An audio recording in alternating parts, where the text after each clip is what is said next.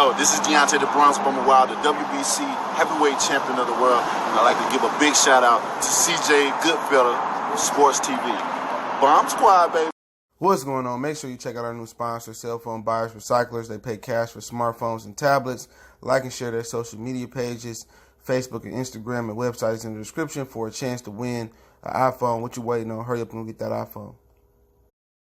All right, man. Y'all know what it is, man. We back. Goodfellow Sports TV. Appreciate the love and support. Make sure you hit that subscribe button, bell icon button. Share the videos. One of those days. It's warming up, but can't get caught slipping. Fuck around, get the coronavirus, man.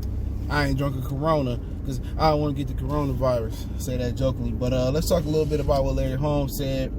I actually got a chance to read the article. I put the article link in the description. They got the platform that he was on. It's a Boxing Inside Radio, whatever, but I put that article link in the description. You can check it out. Yeah, I mean, he said a lot of different things in there. The biggest thing that people took away from it was he said Deontay Wilder quit. All right. And, you know, but he said some more things in the interview. He basically, well, he said he would have whooped Tyson Fury ass, which is a fact. Okay. But one of the things he did was be very critical of Mark Breland. He said nobody ever say nothing about the clear person, J. Diaz, right?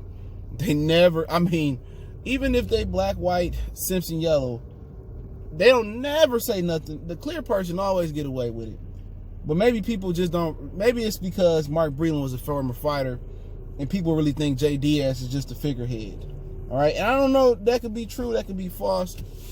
I don't know. I'm not inside their camp. That's their personal opinion. But Larry Holmes, one thing that it hurt that he called Wilder a quitter, one thing that hurt about it is that Larry Holmes was one of those fighters that was hated. You know what I'm saying? Him and Wilder can sympathize together as well.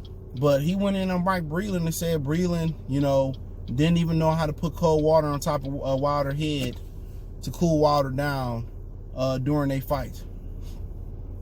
Yep. He said he didn't even know how to cool Wilder's head down with water, and he said he don't know how to teach a fighter or nothing. You know, basically he went in on Mark Breland for the lack of development on Deontay Wilder. You know what I'm saying? He's, you know, he said some other things, but I think what is finally starting to show, and what's already been showing, you know, I don't think nobody, if anybody being objective to it, Deontay Wilder haven't developed under Mark Breland. You know, especially to fight the #1 guy in your division, he ain't developed. You know what I'm saying? To beat a guy like him, about Fury, you know, either you got to approach it like Otto Wallin did and close the distance and pressure Fury, which Wilder don't really have those traits, or you want to do like Cunningham and Wilder did before and touch him on the chin and try to put him to sleep. You know what I'm saying? So, but he was critical of Mark Breland, and he pretty much ripped him to shreds for not developing Wilder, and Wilder not having the tools to beat Fury. And everybody know Wilder footwork should be a lot better. You know what I'm saying? And these dudes come out the amateurs with these wide bases like him and Adrian Broner. You know what I'm saying? And, you know, they never adjust to bringing a base in and learn to get on their toes. Most dudes that got that really wide base that I've seen, they don't know how to get on their toes, and you can't be real mobile out that wide base neither. So that's one thing that I personally don't like.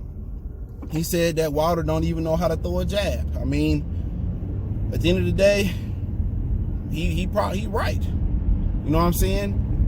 You know, he said he should have jabbed Fury ears off. You know, he don't know how to pop that jab like that. You know, and there's different variations to throw a jab. You know, you can throw a piston-like, you can throw a power jab, you can throw up jab. It's different jabs you can throw to throw your opponent off, and that's the table setter. Once you touch him with the jab, I mean, that's basic boxing 101. You know, once you can touch him to the jab, you can touch him with anything else in your arsenal. You know what I'm saying? I was watching Crawford knock out Jose Benavidez today, and Crawford knocked him out with an uppercut. Well, he knocked him down with an uppercut. It was the beginning of the end. You know, you think he can knock him down without an uppercut, without a jab, without establishing a jab, because you got to respect the jab. The jab is not just there to hurt. It's not there to just hurt the opponent. Some guys can hurt you with a jab, Jamal, Mikey, but it's really not there. The jab, you know, for some people is to set the table for other shots. Some guys seen a dude on a contender like a while ago. He wanted to fight off a jab because he broke his backhand. A jab is to set, you know, to be a range finder, to get you in rhythm, to set the table. You know what I'm saying? A lot of things a jab can do for you. Jab can take you to the top. You know what I'm saying? The jab also can take away somebody else's jab. That's one of the ways you that's one of the ways you stop a jabber. That's how Andre Ward was able to beat, you know, Chad Dawson. I think it was Chad Dawson. He jabbed with the jabber and took his jab away. So the jab is basic fundamentals. You know, once you get your footwork and your base down, that's what they teach you in the gym. Footwork. Well, in America, they teach you footwork. In the UK, they seem to teach hands first.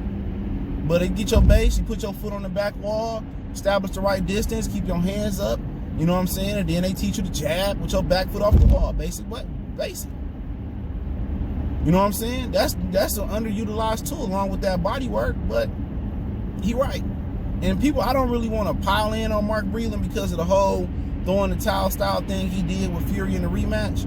I don't want to pile on him, man, but obviously he not getting through. And people saying, well, you think Mark Breland not telling them that? Wilder just not listening.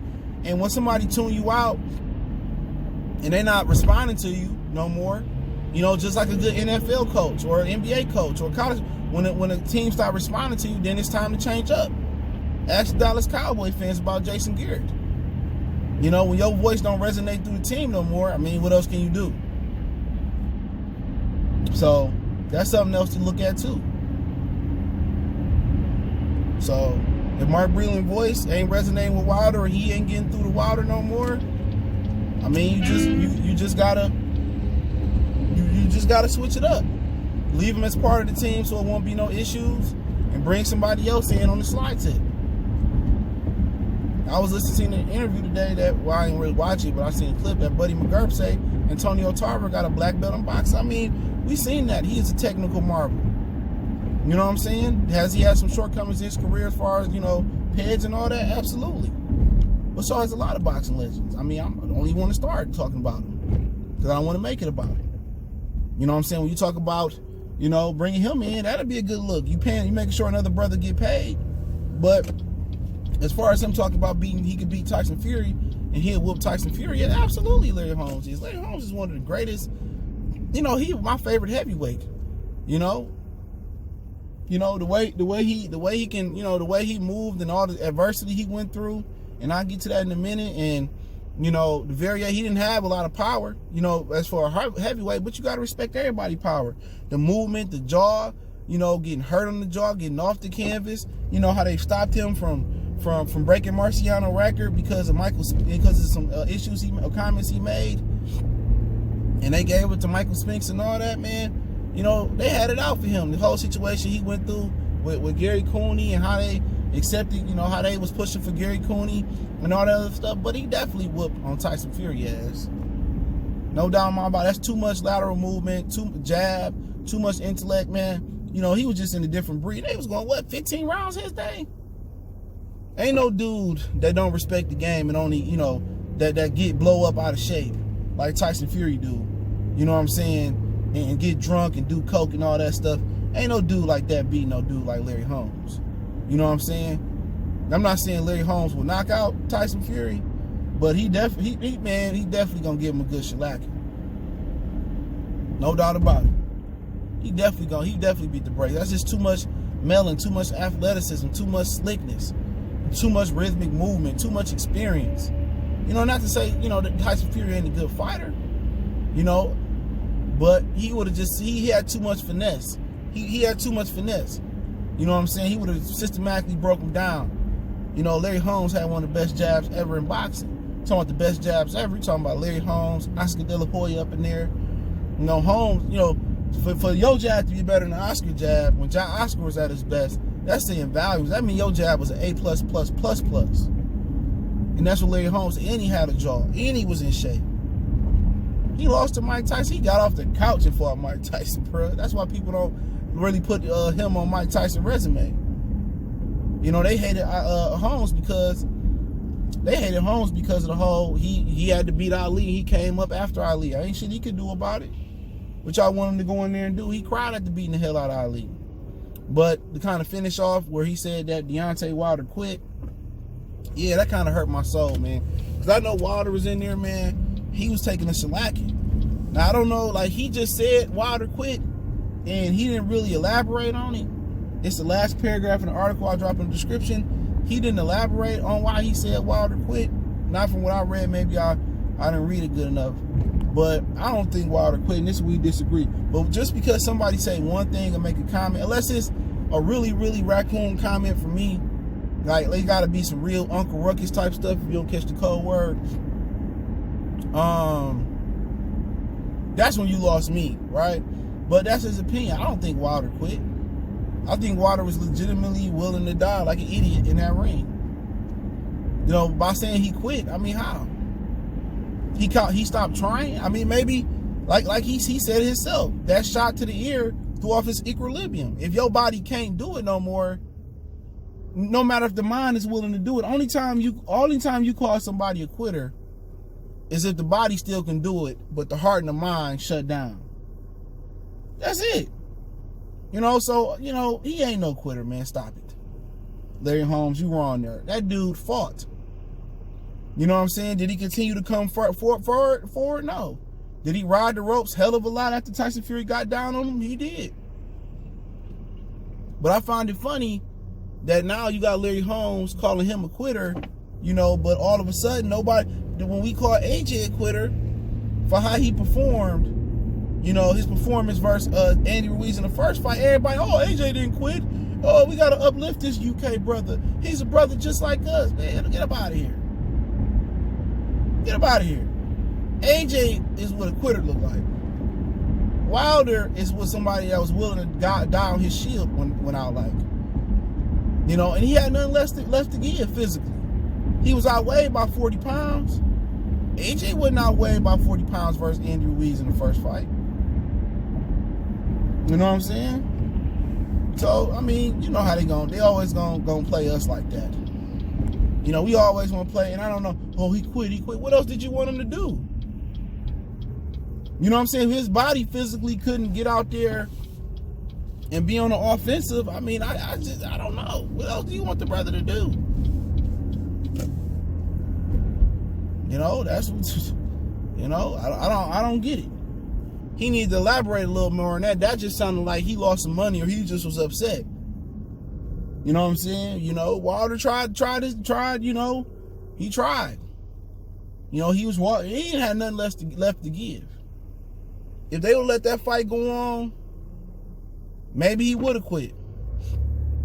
You know what I'm saying? Or maybe he would have got the dog walking shit beat out of him some more until he would have been damn near an inch of his life. That's for us to determine. That's for people to debate. That's a debatable thing. But hey, let me know what you guys think. Don't forget me on Facebook, Instagram, Twitter. Reach out to the email if you got business, question, inquiry, response, video requests. Keep sharing the videos. Want to make a donation to the channel? That link's in the description. Best way to donate is share the video. Appreciate the love, support. Let me know what you guys think about what Larry Holmes said. I dropped that article link in the description. Check our boxing playlists out, boxing news, boxing rumors, heavyweight boxing. We got it all. But, I like to see what Larry Holmes can elaborate a little bit more on that quitting comment. But I don't believe that Deontay Wilder quit. But I do believe he could whoop Tyson Fury ass. And I do believe he was correcto mundo on Mark Breland not being able to teach fighters. And whatever fighter has Mark Breland developed is a great question. Who else has Mark Breland brought up? Nobody. So I think they hampered Deontay Wilder. But I do see all these legends offering to help Wilder. Foreman, Tarver, and everybody. Maybe they would have reached out to him behind the scenes at some point. But he needed to take somebody up on some advice. I know people, Floyd don't even want to help him because, Floyd want to make it about him. True. That is true. But, whatever get the job done. I'd rather deal with Floyd being an asshole and being responsible for my greatness than lose to Tyson Fury again and not redeem myself. If you really about redemption, if you really about getting what's yours back, you know what I'm saying? If you really about, you really about it and getting yours back, you'll do anything in this world possible that's gonna get you there. You know, some great people trying to line up. He should create a super team. I mean, we talking about Foreman, Tarver. Since Larry Holmes knows so much, bring all their asses in. Y'all go somewhere, and that's good money spent because you keeping the money in the black community. You know what I'm saying? You have Foreman, Tarver. You keep Mark Breland part of the team, and he can learn some things as well. And you can go through a real hard regiment of boxing 1-on-1 and see if you can really pick up your skills. Because right now, if you fight in July as is, you can get your ass beat again. That's just a fact. But if you bring in them and show unity, and maybe somebody else might need that unity, man. Bomac sound real, real responsive. Sound real positive as well too. Somebody you can get with, and they can show you how you can bring in and make a super team. That'll be a fun camp where y'all go somewhere in a secluded area. Pack the crib with groceries and whatever they drink, Corona, liquor, or whatever the situation may be, and and then y'all do some boxing shit, man. Y'all go to work on some boxing shit. But that's my opinion on it. Let me know what you guys think. Keep sharing the videos. Appreciate the love, support. We'll make a donation to share the video for me, but Cash App, PayPal in the description. Appreciate the love, support. One time for the one time we gone.